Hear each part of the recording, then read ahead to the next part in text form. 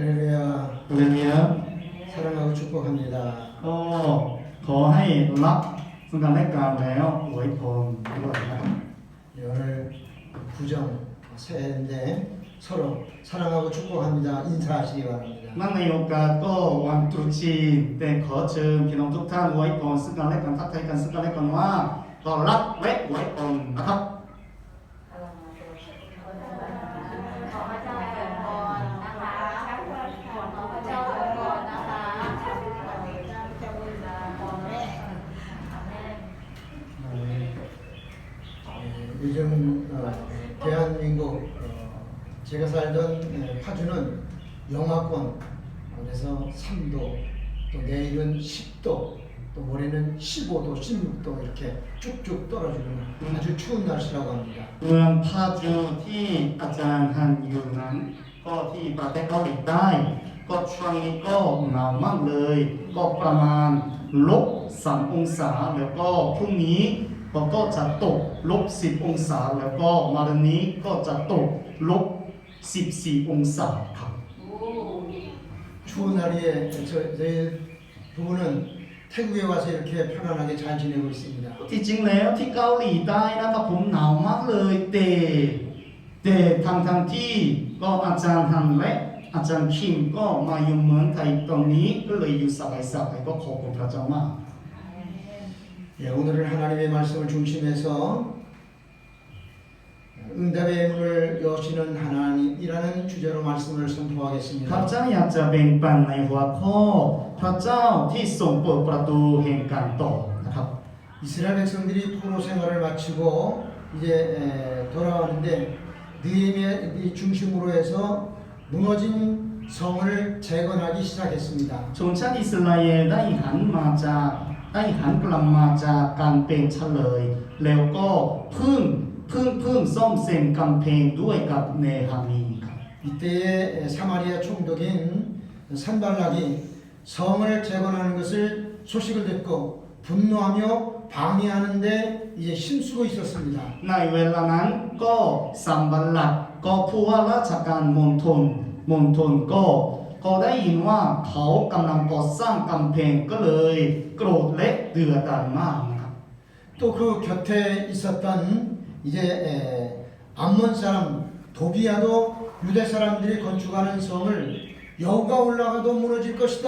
라고 비방하고 조롱했습니다. แล้วโทบียาก็คนอัมโมนอยู่ข้างๆเขาเลยพูดว่าสิ่งที่พวกเขากำลังสร้างอยู่นั้นก็ถ้าสุนัขจิงจอกก็ตัวหนึ่งก็วิ่งขึ้นไปมันจะพังกำแพงด้วยครับ 바로 산발락과 도비아는 이 성을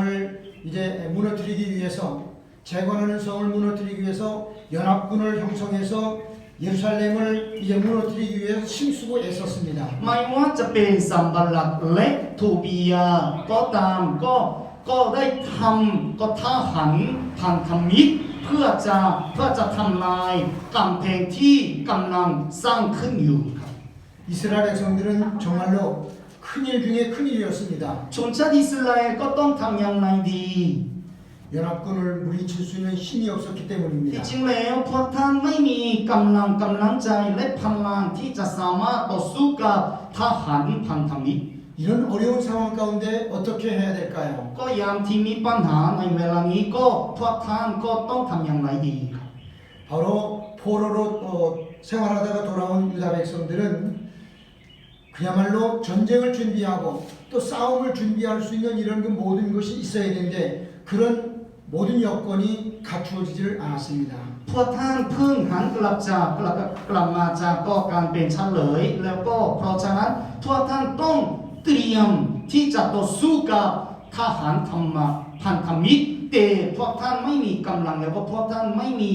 อะไรเลยที่จะเตรียมครับ 성을 지킬 수 있는 힘과 능력이 없었기 때문에 그들은 두려움에 사로잡힐 수밖에 없었습니다. เนื่องด้วยพวกท่านไม่มีกำลังที่จะรักษากำแพงก็เลยก็รู้สึกว่าก็กลัวมาก 유다 지도자인 느헤미야가 이 소식을 듣고 เนหามีที่เป็น 꼼짝하지 않았습니다. เนหามีที่เป็นผู้นำของยูดาสแต่ก็ได้ยินข่าวนี้แต่ว่าไม่หวั่นไหวเลย 바로 바로 오늘 본문 4절과 5절 말씀을 보면 우리 함께 ขอ 보겠습니다. ให้เรามาดูข้อที่4ที่และข้อ5นะครับก็ดูจอได้นะครับผม 예. ขอให้เราอ่านพร้อมกันนะครับ1 2 3นะครับ ข้าแต่พระเจ้าของข้าพระองค์ทั้งหลายขอทรงฟังเพราะข้าพระองค์ทั้งหลายถูกดูหมิ่นขอทรงหาการเยาะเย้ยของพวกเขาให้ตกบนศีรษะของเขาเอง และขอทรงมอบเขาไว้ให้ถูกร่นบนแผ่นดินที่เขาอยากไว้เฉลยนั้น ขออย่าทรงปกปิดกรรมชั่วของพวกเขาไว้ และขออย่าทรงลบล้างบาปของเขาจากเบื้องพระพักตร์ของพระองค์เพราะพวกเขาได้ยั่วเย้าให้กริ้วต่อบรรดาผู้บริสุทธิ์ อาเมน 니에미야는 전쟁을 준비하지 아니하고 그저 하나님께 기도만 하였습니다. เนฮามีไม่ได้เตรียมที่จะต่อสู้กับทหารพันธมิตรแต่เนฮามีก็เตรียมตัวการต่อสู้โดยการอธิษฐานแค่นี้ 지금 이스라엘 백성들과 니에미야는 전쟁을 위해서 전쟁 준비를 하고 싸울 준비를 해야 되는데 그 모든 것을 놓고 기도만 하고 있습니다. ที่จริงแล้วตรงนี้เนฮามีและชนชาติอิสราเอลก็ต้องเตรียมตัวการต่อสู้แต่ว่าพวกท่านก็วางทุกสิ่งทุกอย่างไว้กับพระเจ้าแล้วก็อธิษฐานแด่พระองค์ 우리 한번 생각해 보시기 ขอ 바랍니다. ให้ลอง 전쟁이 คิดดูสิ 일어나는데 ก็จริงๆแล้วก็เกิดสงครามขึ้นมาแล้ว 기도만 한다고 이길 수 있을까요? ถ้าเราเพียงแต่อธิษฐานเฉยๆถ้าอย่างนั้นเราจะชนะได้ไหม 전쟁이 일어나면 훈련을 하고 싸울 준비를 해야 되는데 니에미야는 그렇게 하지는 않았습니다. เมื่อเกิดสงครามขึ้นมาแล้วถ้าอย่างนั้นเราจะต้องเตรียมต่อสู้ด้วยกับก็อาวุธและกลยุทธ์ด้วยแต่ในฮามีก็อธิษฐานแค่นี้ 절대 전쟁을 준비하지 아니하면 연합군을 물리칠 수 없는 이런 그 패배의 자리에 이를 수밖에 없습니다. ที่จริงแล้วถ้าเราไม่เตรียมตัวกันการต่อสู้ถ้าอย่างนั้นเราจะแพ้แน่นอน 이런 상황에서 느헤미야는 무엇을 했을까요? ในสถานการณ์นี้เนฮามีได้ทำอะไรบ้างครับ 오늘 10절 말씀에 보면 이렇게 말씀하고 ขอให้ 있습니다. เรามาดูข้อที่10ครับ 한번 보겠습니다. ขอเรามาดูข้อที่10ให้เราอ่านพร้อมกันนะครับ1 2 3นะครับแต่คนยูดาห์กล่าวว่าเรี่ยวแรงของคนที่คนของก็กำลังลดลงและมีสิ่ง ราคาทางมาก เราไม่สามารถซ่อมกำแพงได้ 자, 그럴 때에 또 11절과 12절 말씀에 보면 원수들의 계략과 원수들의 두려워하는 이런 그 무리들이 날로 더할 때 느헤미야는 두려워하지 말라라고 선포를 하고 있습니다. จริงแล้วชนชาติอิสราเอลก็รู้สถานการณ์อย่างนี้ได้แล้วก็เลยก็กลัวตกอยู่ในความกลัวแล้วในเวลานั้นในฮามีได้พูดว่าอะไรพูดว่าอย่ากลัวเลย 전쟁이 일어났을 때 여러분은 어떻게 하시겠습니까? ถ้าเกิดสงครามขึ้นมาถ้าอย่างนั้นพี่น้องทุกท่าน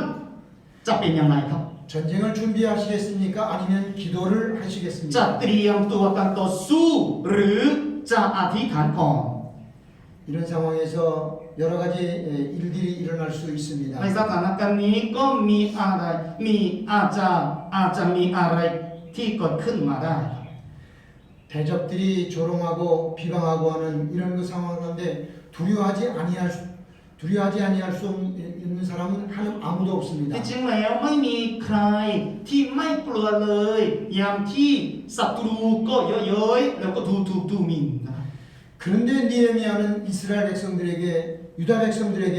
정말 두려워하지 말라라고 이제 선포를 하고 있습니다. แต่ว่าเนฮามีก็ประกาศกับคนยูดาห์ว่าอย่ากลัวเลย 니에미야는 하나님 앞에 엎드렸습니다. เนฮามีก็อ้อนวอนแด่พระเจ้า 니에미야는 아무런 조치도 하지 아니했습니다. เนฮามีก็ไม่ทำอะไรเลย 전쟁을 위해서 어떤 준비도 하지 아니했습니다. ไม่คิดอะไรเลยเพื่อจะต่อสู้กับทหารพันธมิตร 두려워하지도 แล้ว 않았습니다. ก็ไม่กลัว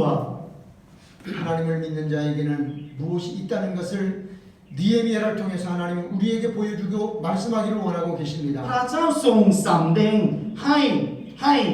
พี่น้องที่นั่งอยู่ที่นี่รู้ได้ว่าโดยผ่านทางเนหะมีว่าก็คนของพระเจ้าต้องทำอย่างไร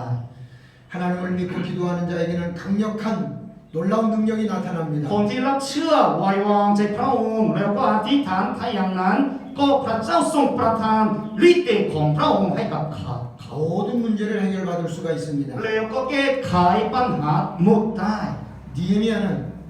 기도보다 더 강력한 힘이 없다고 믿었기 때문입니다. เนหะมีก็เชื่อมั่นว่าไม่มีอะไรที่ได้มีแรงมากที่สุด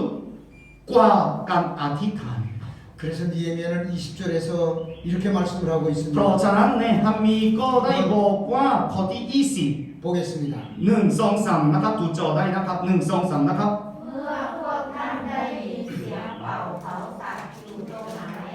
จงวิ่งกรูกันไปหาพวกเราที่นั่น พระเจ้าของเราทั้งหลายจะทรงต่อสู้เพื่อพวกเรา 아멘. 바로 우리 하나님이 우리를 위해서 싸우시리라라는 확실한 믿음이 느헤미야에게 있었습니다. ในฮามีก็เชื่อมั่นว่าพระเจ้าของเราทั้งหลายจะส่งต่อสู้เพื่อพวกเรา 하나님이 싸워주실 것을 믿고 느헤미야는 하나님 앞에 เขา 엎드렸습니다. เชื่อมั่นว่าพระเจ้าของข้าพระองค์ทั้งหลายจะต่อสู้เพื่อพวกเราก็เลยอ้อนวอนก้มกราบได้ 백성을 지켜주시고 이스라엘을 지켜주시고 성을 지켜주실 것을 믿었습니다. ในฮามีเชื่อมั่นว่าพระเจ้าทรงปกป้องชนชาติอิสราเอลและกำแพงด้วย 확실함이 있었기 때문에 그는 하나님 앞에 엎드렸습니다. เขามีความเชื่อแท้ก็เลยเขาสามารถก้มกราบต่อพระเจ้าและอ้อนวอนต่อพระเจ้าได้ 기도의 사람 느헤미야를 통해서 오늘 우리에게 무엇을 말씀하기를 원하시고 พระ 계십니까? เจ้าทรงอยากตรัสอะไรกับเราทั้งหลายโดยผ่านทางเนหะมีที่เป็นคนของการอธิษฐาน 기도한 자에게는 두려움이 어떤 대적을 두려워하지 않는다라는 것을 보여주고 สำห 있습니다. รับคนของอธิษฐานก็ไม่มีอะไรที่กลัวเลย 오늘 14절에서 말씀하고 있습니다. ก็ข้อที่14นะครับให้ 큰 เรา 소리로 함께 봅니다. ให้เราอ่านพร้อมกันนะครับดูจอนะครับ1 2 3นะครับ พระเจ้ามองดูแล้วลุกขึ้นพูดกับขุนนางและเจ้าหน้าที่ทั้งหลายกับคนนอกนั้นว่าอย่ากลัวเขาเลยจงระลึกถึงองค์เจ้านายที่ใหญ่และน่ายำเกรงและต่อสู้เพื่อพี่น้องของท่าน ลูกชายลูกสาวของท่านภรรยาและบ้านของท่าน 아멘. 그들은 이스라엘 백성들에게 그들 두려워할 자가 아니라 이제 두려워하지 말아야 된다고 선포하고 있습니다. เพราะท่านประกาศกับคนยูดาห์ว่าไม่ต้องกลัวเลย ก็ทหารพันธมิตรก็ไม่ใช่เป็นเป้าหมายที่น่ากลัว 우리가 두려워해야 될 대상은 하나님이라고 가르쳐 주고 있습니다. แล้วได้สั่งสอนให้ว่าให้เรารู้ได้ว่า เป้าหมายที่เรายำเกรงก็คือพระเจ้าองค์เดียว 두려워하는 자들에게 형제와 자매에게 아내와 모든 자들에게 두려워하지 말고 승리할 것을 선포하고 있습니다. แล้วก็เขาประกาศกับลูกชายลูกสาวของท่านแล้วก็ภรรยาและบ้านของท่านว่าอย่ากลัวเลยชัยชนะเป็นของเรา 하나님을 믿는 우리에게는 하나님 외에 두려워할 자가 없다고 하는 사실을 확실하게 믿으시기를 주님의 이름으로 ข้า 축원합니다. พเจ้าหวังเป็นอย่างยิ่งว่าขอให้พี่น้องทุกท่านจงเชื่อมั่นใจว่าไม่ต้องกลัวเลยเพราะว่าเรามีพระองค์แน่นอนนะครับ 기도하는 자에게 어떤 역사를 또 일으켜 주시느냐? ถ้าอย่างนั้นสำหรับคนของการอธิษฐานพระเจ้าทรงสำแดงการอัศจรรย์อะไรบ้างครับ 하나님께서 싸워 주신다는 확실함을 갖게 하고 성을 지켜 주신다는 사실을 믿게 하였습니다. ทำให้พวกท่านเชื่อมั่นได้ว่าพระเจ้าของข้าพระองค์ทั้งหลายจะส่งต่อสู้เพื่อพวกเราแล้วก็พระเจ้าจะส่งปกป้องกำแพงแน่นอนนะครับ 16절로 18절 말씀에 보면 ขอให้เรามาดูข้อที่16ถึง18 อ่านพร้อมกันนะครับดูจอได้นะครับหนึ่งสองสามนะครับ แต่วันนั้นมาผู้รับใช้ของข้าพเจ้ามีหนึ่งทำการก่อสร้างอีกคนหนึ่งถือหอกโล่คันธนูและเสื้อเกราะบรรดาประมุขหนุนหลังพวกจุฬา ผู้ที่ต่อไปผู้ที่ก่อสร้างกำแพงและบรรดาผู้ที่ขนของก็ยกของขึ้น ทุกคนมือหนึ่งทำงาน อีกมือหนึ่งถือเอาไว้ ผู้ก่อสร้างทุกคนมี ดาบผ้าอยู่ที่สี่ข้างขณะที่เขาสร้าง ขายที่เป่าเขาสับอยู่ข้างทัพเจ้า 아멘. 하나님이 싸워주실 것을 확신했기 때문에 이들은 성전 재건을 중단하지 않았습니다. นั้นด้วยเพราะท่านเชื่อมั่นว่าพระเจ้าจะทรงต่อสู้เพื่อพวกเราเพราะฉะนั้นเขาไม่อยู่ทำกำแพง 백성들이 절반은 일하고 절반은 창과 이제 방패를 들고 이제 나아가서 일하기 시작했습니다. ทุกคนมือหนึ่งก็ทำงานแล้วก็อีกมือหนึ่งก็ถืออาวุธไว้ครับ 하나님께서 싸워주시는 확신이 없으면 이런 일을 할 수가 없습니다. ทำไมพวกท่านก็ทำแบบนี้ได้หรอครับเพราะว่าพวกเขาเชื่อมั่นว่าพระเจ้าของเขาพระองค์ทั้งหลายจะทรงต่อสู้เพื่อพวกเรามีความเชื่อแบบนี้ครับ 느헤미야와 온 백성들은 하나님이 싸워주시다는 확신을 갖고 이들은 성을 쌓고 그리고 창과 방패를 들고 일하기 시작함으로 좋은 결과를 가져왔습니다. ไม่ว่าจะเป็นเนหามีและคนยูดาห์ทั้งหมดก็ตาม ก็เชื่อมั่นใจว่าพระเจ้าจะทรงต่อสู้ก็เลย ก็อีกครึ่งหนึ่งก็ทำงานแล้วก็อีกครึ่งหนึ่งก็อธิษฐานด้วย 하나님께서는 이렇게 믿고 행하는 자에게 싸워주시고 좋은 결과를 가져오는 축복의 역사가 있습니다. พระเจ้าจะทรงไว้พระพรให้กับคนที่ไว้วางใจพระเจ้า 기도하는 느헤미야에게 하나님은 어떤 역사를 พ 이루셨습니까? ระเจ้าทรงสำแดงอะไรกับเนหามีที่เป็นนักอธิษฐานครับ 15절 확실하게 말씀하고 있습니다. 함께 봅니다. ข้อที่15ได้กล่าวไว้แล้วขอให้เรามาดูข้อที่15 1 2 3นะครับ ต่อมาเมื่อศัตรูของเราได้ยินว่าเราทำเรื่องแล้ว และพระเจ้าได้ทรงทำลายแผนงานของพวกเขา พวกเราต่างก็มายังกำแพงที่นาของเราทุกคน อาเมน 하나님은 느헤미야의 기도를 들으시고 원수를 패하게 하셨습니다. พระเจ้าทรงสดับฟังคำเสียงของเนหามีแล้วให้พระเจ้าทรงทำลายศัตรูแล้วครับ 15절에서 말씀하고 있는 것은 느헤미야는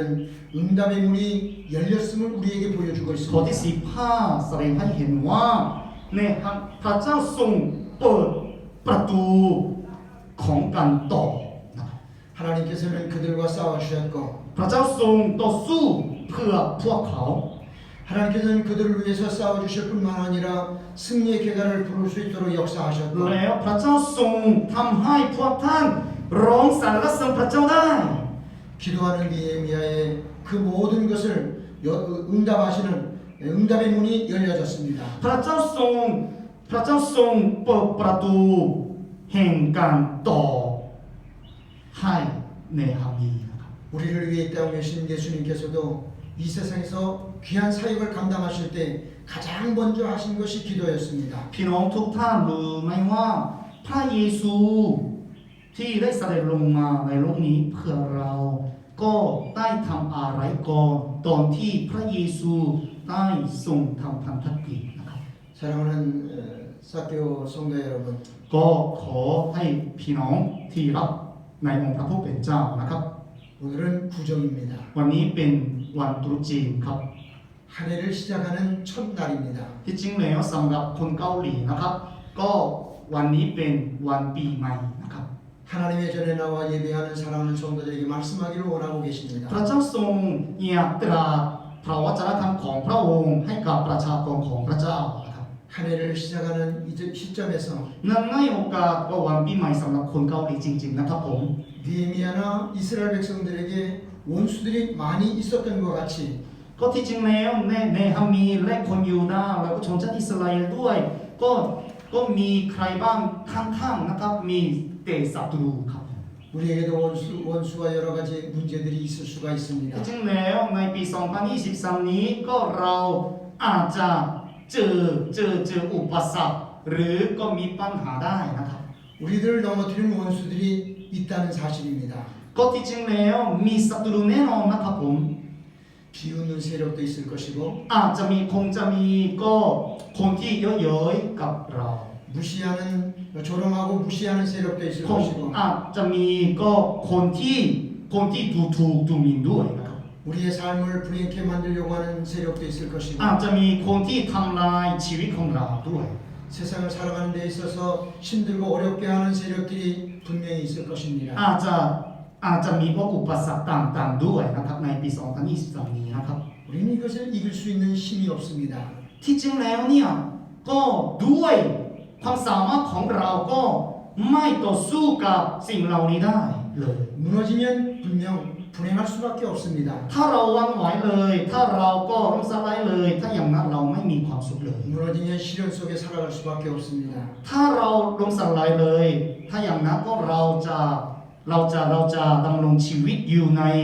ในความทุกข์แค่นี้ครับ 우리는 이 모든 것을 이길 수 있는 힘을 주시는 얻을 수 있는 길이 있습니다. แต่ว่าเราจะสามารถต่อสู้ได้เพราะว่า 반드시 승리하며 살아갈 수 있는 복된 자들이 될 수 있습니다. เราจะสามารถเป็นคนที่ชนะได้เพราะว่า 바로 느헤미야가 기도했을 때에 유다 백성들과 온 백성들을 보호하시고 승리했던 아름다운 모습이 우리의 모습이 될 수 있습니다. เพราะว่าเรามีพระองค์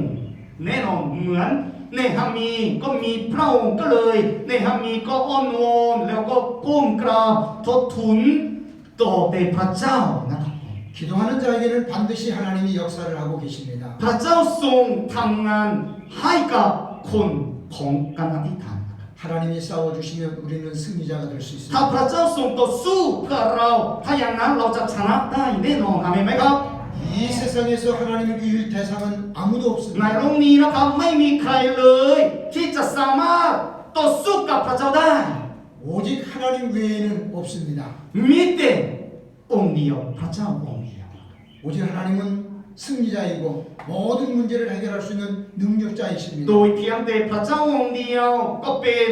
ผู้ชนะแล้วก็ผู้ทรงสำเร็จทุกสิ่งทุกอย่างได้ 그러므로 우리는 느헤미야 같이 기도하는 자가 되어질 때에 하나님은 나를 위해서 내 가정을 위해서 내 사업을 위해서 움직이신 하나님이십니다. เพราะฉะนั้นถ้าเราอธิษฐานแด่พระเจ้าถ้าเราอ้อนวอนแด่พระเจ้าอย่างสัตย์ซื่อถ้าอย่างนั้นในขณะนั้นพระเจ้าจะทรงทำงาน 하나님을 움직이게 하는 힘은 기도의 힘입니다. ก็เพื่อที่พระเจ้าทรงทำงานเราจะต้องอธิษฐาน 하나님 앞에 엎드리는 기도자가 되어질 때 하나님은 움직이기 시작하십니다. เมื่อเราอธิษฐานพระเจ้าจะทรงทำงานแน่ 하나님께서는 기도하는 자를 위해 응답의 문을 열어주시는 분임을 오늘 본문을 통해서 우리에게 말씀하고 있습니다. ในพระธรรมในวันนี้นะครับในพระธรรมในวันนี้ก็แสดงให้เห็นว่าพระเจ้าจะทรงเปิดประตูแห่งการตอบให้กับคนที่อธิษฐาน 하나님은 기도하는 자에게 해결의 문을 열어주십니다. พระเจ้าจะทรงแก้ปัญหาให้กับคนที่อธิษฐานแด่พระเจ้า 하나님을 움직이는 방법은 기도 외에는 없습니다. ที่จริงแล้วนอกจากการอธิษฐานก็เราจะไม่สามารถทำอะไรได้ 한국에서 목회를 하시던 정문우 목사님이 ที่ 계십니다. เกาหลีก็มีศาสตราจารย์มุนโฮจองนะครับ 그는 설교하실 때마다 แต่เวลาที่เขาเทศน์ทุกอาทิตย์ 기도는 하늘의 탱크를 움직이는 능력이 있다고 선포했습니다. เขาเน้นทุกอาทิตย์ว่าการอธิษฐานมีฤทธิ์อำนาจที่จะสามารถเคลื่อนรถถังไว้ได้ 기도하는 자는 두려움을 물리칠 수가 있습니다. พี่น้องที่รักนะครับถ้าพี่น้องก็อธิษฐานถ้าอย่างนั้นพี่น้องก็ต่อสู้กับสิ่งที่น่ากลัวได้ 우리를 두렵게 하는 것들이 너무나도 많이 있습니다. ในโลกนี้นะครับก็ในโลกตัวเราเนี่ยก็มี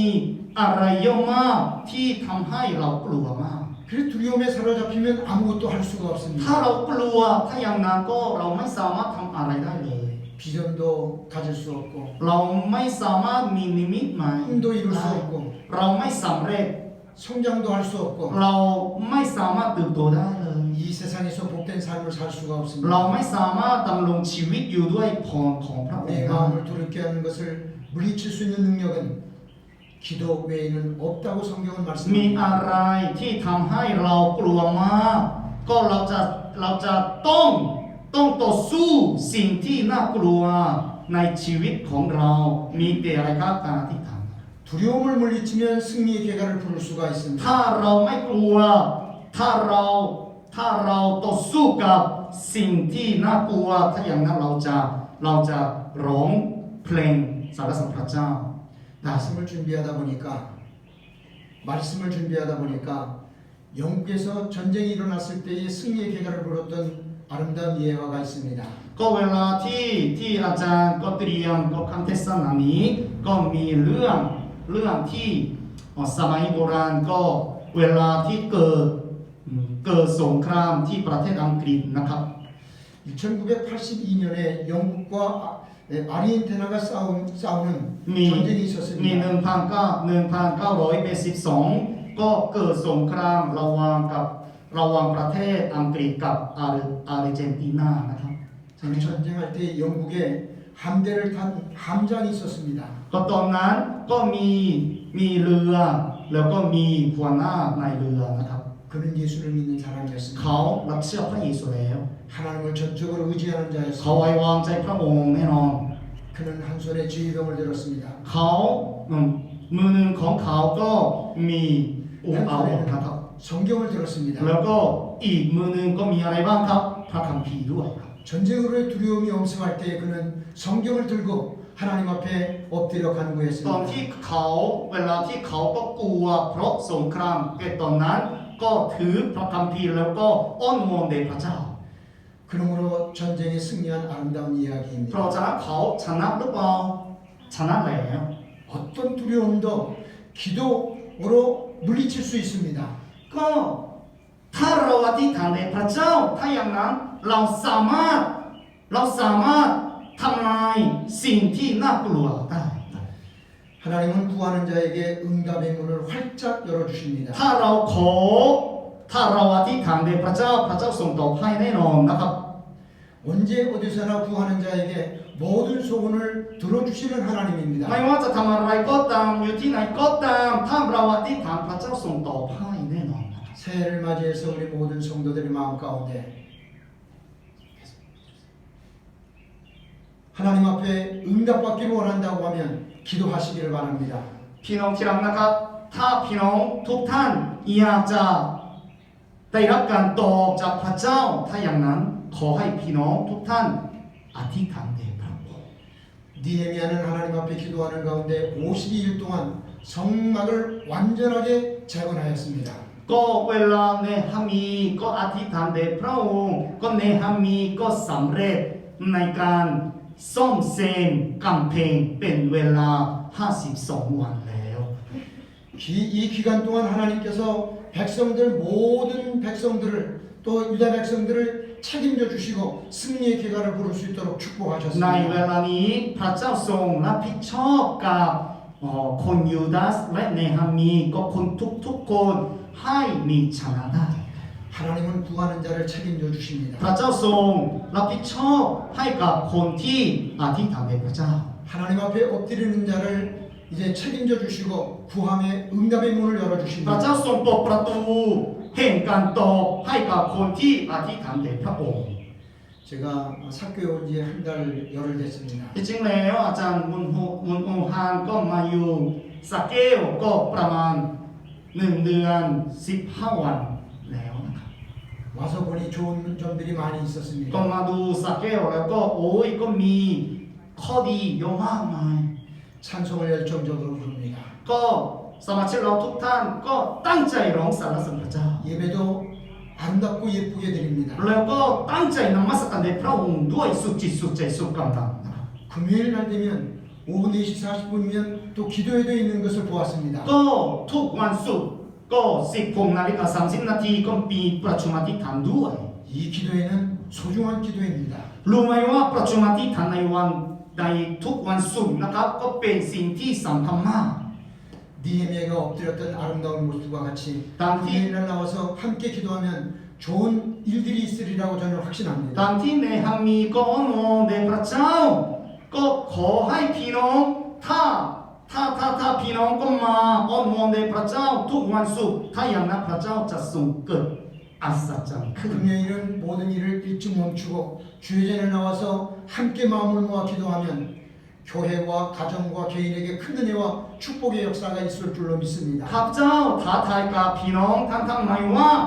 ขอให้หยุดไม่ใช่หยุดขอให้เสร็จทำงานเร็วกว่าวันอื่นในวันศุกร์แล้วก็เชิญมาร่วมใจกันอธิษฐานแด่พระเจ้านะครับ 하나님을 의지하고 기도하는 자에게 주시는 하나님의 축복이 있습니다. ที่จริงแล้วพระเจ้าทรงไว้พระพรให้กับคนที่พักพิงในพระเจ้าและอธิษฐานในพระเจ้าด้วย 어떤 상황 속에서도 두려움이 없는 삶의 복을 ใน 받습니다. สถานการณ์ใดๆก็พวกท่านก็ไม่กลัวอะไรเลย 믿음과 비전의 꿈을 이룰 수 있는 축복의 역사가 แล้ว 있습니다. พระเจ้าทรงไว้พระพรให้กับพวกท่านให้สำเร็จนิมิตที่มาจากพระองค์ได้ 모든 것의 응답의 문이 열려지는 축복이 있습니다. แล้วก็พวกท่านได้รับการตอบจากพระเจ้าหมดเลยครับ 기도하겠습니다. ขอให้เราร่วมใจกันอธิษฐานนะครับ 전능하신 하나님 아버지의 은혜와 사랑을 ข้า 감사합니다. แต่พระบิดาเจ้าขอบคุณพระองค์ 오늘 우리에게 주신 말씀을 기억하게 하사 ขอพระเจ้าทรงช่วยให้ข้าพระองค์ทั้งหลายจดจำและระลึกถึงพระวจนะคำของพระองค์ที่ทรงประทานให้กับข้าพระองค์ทั้งหลายในวันนี้ 2023년도 새해를 통해서 우리에게 주신 말씀을 기억하며 기도하는 자들이 되게 ขอ 하옵소서. พระองค์ทรงไว้พระพรให้ข้าพระองค์ทั้งหลายเป็นนักอธิษฐานในปี 2023 นี้ 어떤 상황 속에서도 두려움이 없는 복의 역사가 나타나게 ในส 하옵소서. ถานการณ์ใดๆขอพระองค์ทรงนำให้ข้าพระองค์ทั้งหลายพักพิงในพระองค์ก็เลยไม่ต้องกลัวอะไรเลย 믿음과 비전의 꿈을 갖고 살아가는 축복의 역사가 임하게 ขอ 하옵소서. พระองค์ทรงไว้พระพรให้ข้าพระองค์ทั้งหลายมีนิมิตใหม่ที่มาจากพระองค์ 모든 것을 응답을 받는 기도의 용사들이 되도록 우리 하나님 ขอ 축복하옵소서. ทรงนำให้ข้าพระองค์ทั้งหลายก็เป็นนักอธิษฐานที่จะสามารถได้รับการตอบจากพระเจ้า 예수님의 이름으로 อ 기도합니다. ธิษฐานในพระนามพระเยซูคริสต์เจ้าอาเมน